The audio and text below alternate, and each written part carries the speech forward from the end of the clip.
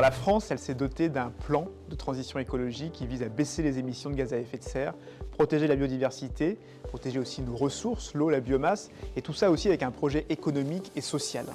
Et donc la COP régionale, c'est le travail que l'on fait dans chacune des régions de France, en métropole, dans les territoires ultramarins, pour dire concrètement ce que cela veut dire dans les projets près de chez vous, dans les projets aussi de votre économie, de vos entreprises, de vos territoires. Cette COP, elle est très importante parce qu'elle réunit tout le monde autour de la table. Donc la première année a permis de faire un plan d'action concret. Donc la suite, c'est assez simple. Ce plan d'action, maintenant, il faut le mettre en œuvre. Donc cette feuille de route, elle a été construite pendant toute l'année 2024. C'était un travail très dense, un travail inédit qui a vraiment mobilisé de nombreux acteurs, des collectivités, des parties prenantes du territoire, des acteurs économiques, etc. Et donc c'est à l'issue de ces travaux-là, donc une phase de diagnostic, une phase de débat et une très large consultation publique que nous avons pu écrire la feuille de route régionale qui porte sur la période 2025-2030.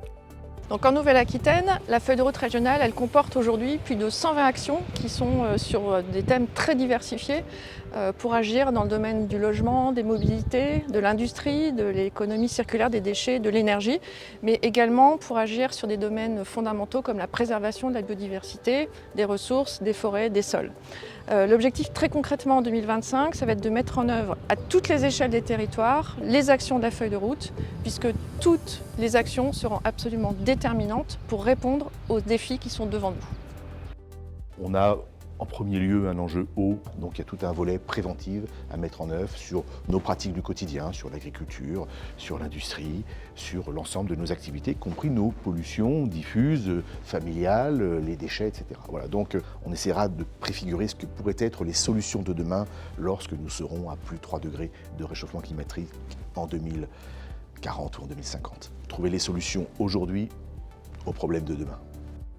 Alors cette feuille de route, elle est d'abord partagée entre la puissance publique au sens large, l'État, les collectivités, les établissements publics, l'ensemble des milieux qui sont amenés à, chacun dans son secteur d'activité, prendre en considération la nécessité de mieux assurer la transition écologique et surtout d'accélérer la prise en compte du changement climatique dans nos activités. Cette feuille de route, elle est donc ambitieuse parce qu'elle a pour objectif de faire en sorte que nous réduisions les émissions de gaz à effet de serre, que nous protégions, que nous préservions la ressource en eau, la ressource des forêts, la ressource de la biodiversité, et que nous adaptions notre comportement aux effets du changement climatique. Quels critères prend-on? Quelle durée se donne-t-on? Quels moyens mettons en face? On est sur des questions de vie quotidienne.